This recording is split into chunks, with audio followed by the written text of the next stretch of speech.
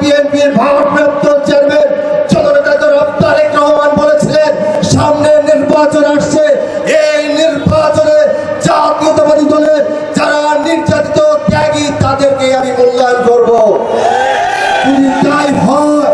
তাহলে আমি আশা রাখি যে বিএনপি যে সংসদ নির্বাচনে যে সম্ভাব্য প্রার্থী তালিকা ঘোষণা করেছে এবং ইতিমধ্যে এটাও প্রকাশ হয়েছে, সেই প্রার্থী তালিকা থেকে নাকি আবারও কিছু পুনর্বিন্যাস হবে।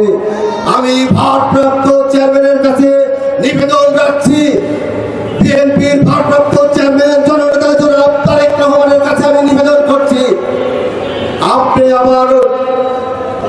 পুনর্বিবেচনা করে বিএনপির আহ্বায়ক দীর্ঘদিন আন্দোলন সংগ্রামে শহীদ প্রেসিডেন্ট জিয়াউর রহমানের সময় থেকে শুরু করে বেগম খালেদা জিয়া, তারপর আপনি তারেক রহমান, আপনি যখন এই দলের ভারপ্রাপ্ত চেয়ারম্যানের দায়িত্ব নিয়েছেন ঠিক তখন কিন্তু আপনি বিএনপির আহ্বায়ক হিসেবে এই অ্যাডভোকেট সৈয়দ মুদারিস আলী সাহেবকে দায়িত্ব দিয়েছেন। যদি তাই হয় তাহলে ফরিদপুর সদর 3 আসনে আপনি আবার পুনর্নির্বাচন করে অ্যাডভোকেট সৈয়দ মুদারিস আলী সাহেবকে ধানের শীষের প্রতীক দিয়ে ফরিদপুর সদর 3 আসনের মানুষের মনের আশা আকাঙ্ক্ষাকে পুরো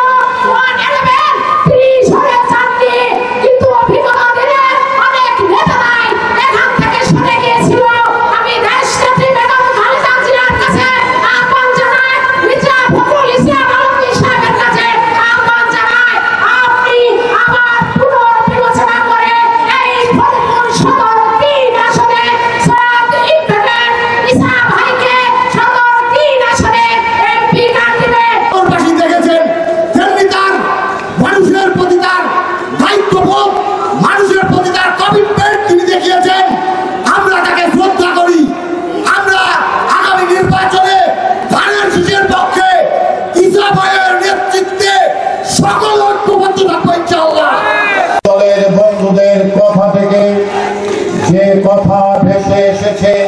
আমাকে এই সদর আসনে এমপি হিসাবে জাতীয়তাবাদী দলের প্রার্থী হিসাবে দেখবার জন্য যে কার্যক্রম করেছেন এবং আজ যে দাবি তুলেছেন, সেজন্য আমি আপনাদেরকে আমার প্রাণের ঢালা অভিনন্দন এবং কৃতজ্ঞতা জানাই। আপনারা বলেছেন পার্টির অস্তিত্ব, পার্টির সৃষ্টি লগ্ন থেকে আমার অবদান এবং আমাকে কেন ফরিদপুর সদর 3 আসনে মনোনয়ন দরকার এবং পার্টির চিন্তা ভাবনা, বিশেষ করে আমাদের পার্টির ভারপ্রাপ্ত চেয়ারম্যানের কথার উপরে আপনারা নির্ভরশীল, সেই কারণে আপনারা আমাকে নিয়ে এত উৎসাহ, এত আনন্দ, এত আবেগ এবং আপনাদের এত উদ্যম, সেই উদ্যমকে আমি দুর্বল করতে চাই না। সেই উদ্যমকে আমি ফরিদপুর জেলা বিএনপির আহ্বায়ক এবং আপনাদের মনোনীত এবং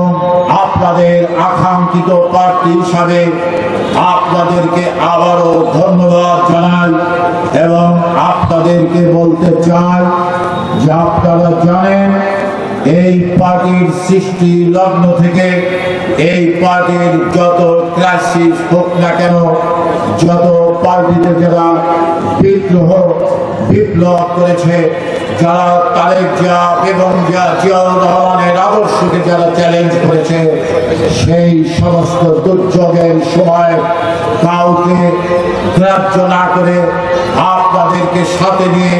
পার্টির অস্তিত্ব রক্ষা করার লক্ষ্যে বেগম জিয়ার নেতৃত্বে রাজপথে তার পাশে দাঁড়িয়েছি, তারেক জিয়ার সাথে আজও আছি, ভবিষ্যতে ইনশাআল্লাহ থাকবো। এই রাষ্ট্র সংস্কারের নামে যারা ঘোলা পানিতে মাছ শিকার করতে চায়, যারা রাষ্ট্রকে ভিন্ন ভাবে